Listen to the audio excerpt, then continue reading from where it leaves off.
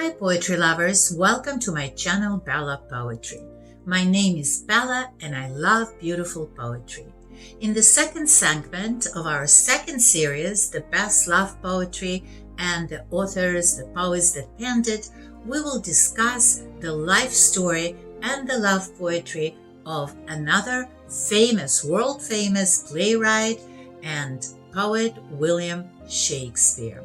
William Shakespeare was born on April 23, 1564, in a town in Middle England called Stratford upon Avon.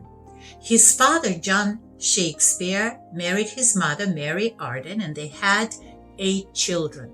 But the first 2 girls died in infancy, and that left William Shakespeare as the eldest son in the family. John Shakespeare was a beer taster and a glove maker. The family lived above the glove store that he had. And he also performed a lot of civic duties. Because he was a person of financial means, he could afford to send his children to grammar school. So William Shakespeare attended grammar school and was well educated. William Shakespeare lived with his family on Henley Street in Stratford upon Avon until he turned 18. At the age of 18, he met a woman who was 8 years his senior. Her name was Anne Hathaway. She got pregnant, and when she was 3 months pregnant, William was kind of forced to marry her. They got married, and in 3 years, they had 3 children. The first daughter was named Susanna. Then came the twins, Hamnet and Judith. But unfortunately, Hamnet, the little boy, he was 11 years old, passed away. So the question that people ask is, how did William Shakespeare arrive in London? What happened that made him go there? Well, the oral tradition says that he was accused of poaching deer on the estate of a rich man, and in order to avoid punishment, he escaped to London. But from 1585 to 1592, nothing is known about William. We know that his twins were baptized in 1585, but the rest of the time, the 7 years until 1592, remain a mystery. Scholars call these years the lost years. Suddenly, William Shakespeare reappears. He's in London. He's famous. He is the leading man, the founder, one of the founders of the Lord Chamberlain's Men, the acting company. They perform, and he writes plays and poems and sonnets, and he's doing pretty well. He has a big box office success. So what contributed to his big success in London at that time? Well, he was creating and writing and performing during the Elizabethan age. Queen Elizabeth was the queen. She reigned for 45 years, and she was a big supporter of theater. She invited William Shakespeare to her court to perform in front of her court, and she was extremely supportive of him and his actors. When Queen Elizabeth passed away in 1603, the Scottish monarch, King James I, in Scotland he was King James IV, in England King James I, he became the king, and he was a really true enthusiast of theater. He actually adopted the Lord Chamberlain's Men acting group, and they changed, in his honor, they changed their name to King's Men.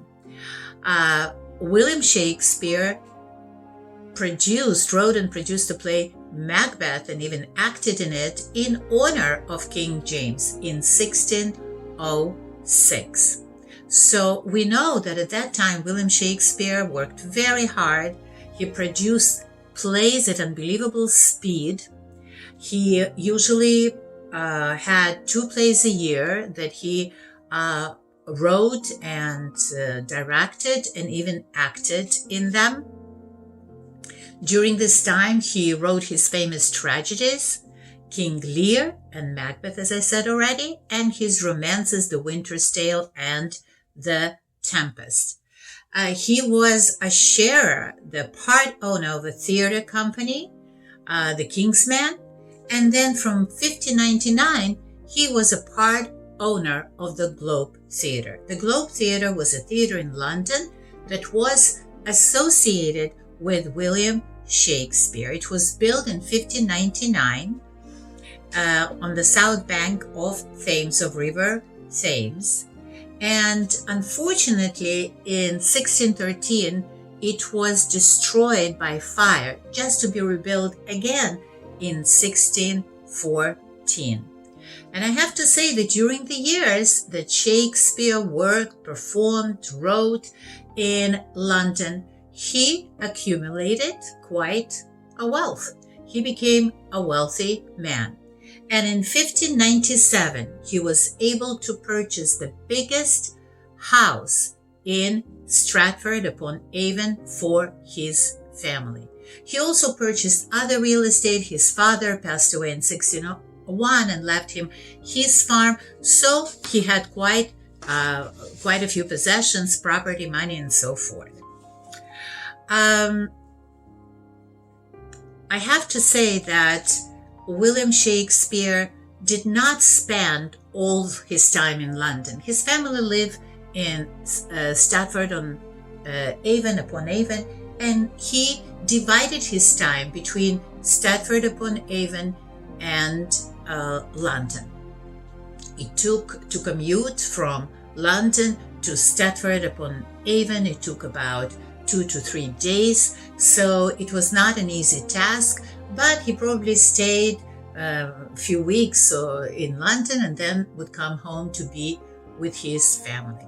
A lot of people ask if Anne Hathaway, his wife, was who he spent 3 decades plus with, was the love of his life. We really don't know. Unfortunately, there is really not a lot of information about the private life of William Shakespeare, but he wrote 154 sonnets about love. And in some of these sonnets, he talks about dark, mysterious woman who was not chaste, who was not faithful, but who could evoke extreme passion in him. So it could be that this woman was the love of his life and to whom he devoted many love sonnets. Love was important for William Shakespeare. The word love appeared in his poetry 2,164 times.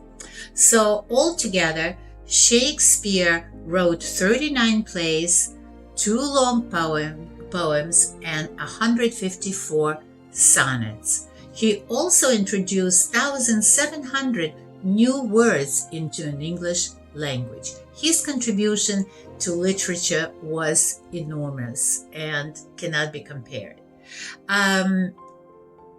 Shakespeare passed away, as I said before, on the day of his birth, on the date of his birth, which is April 23rd, 1616, at the age of 52. He was still young, and Hathaway actually lived 7 years after his death and then passed away.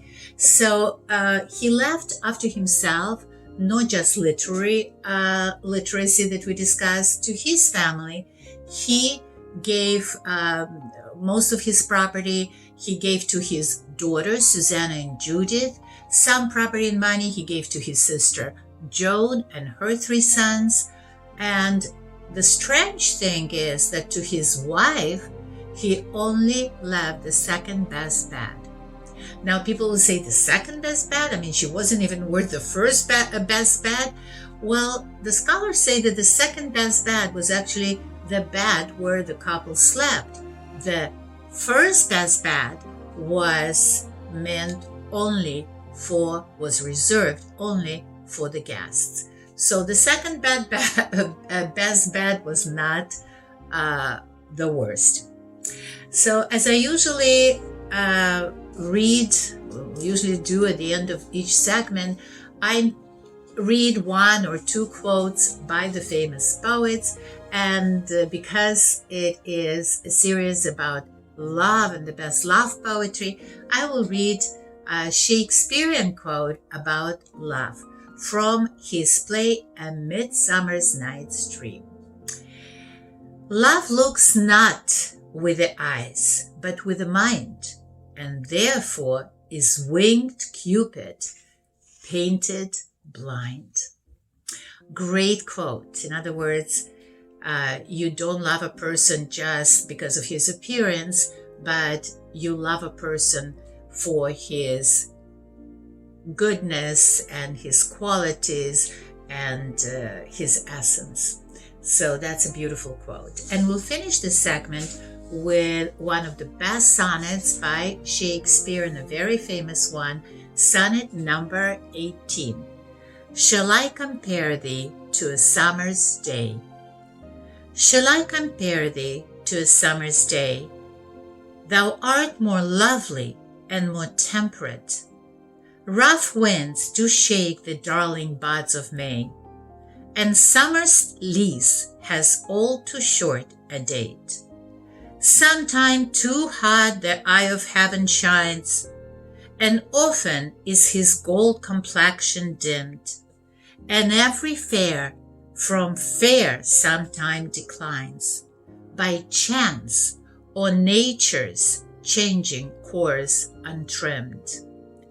But thy eternal summer shall not fade, nor lose possession of that fair thou missed, fair thou owest, nor shall death brag thou wanderest in his shade, when in eternal lines to time thou growest. So long as man can breathe or eyes can see, so long lives thee, and this gives life to thee. Beautiful, beautiful poem that says that, can I compare you to a summer's day? No, I cannot compare it, because summer's day can change. The sun can be too strong, the sky can be clouded in summer, but your beauty, your magic is eternal. It never changes for me. So that's a beautiful, beautiful sonnet. I hope you enjoyed this segment and you learned some new facts about the life of William Shakespeare. In our next segment, we will talk about an interesting and scandalous life of a famous Scottish poet, Robert Burns. And we'll read one of his most famous love poems. Please visit us again. Thank you very much for listening. Please don't forget to like and to subscribe. We need new subscribers. And have a wonderful day. Bye-bye.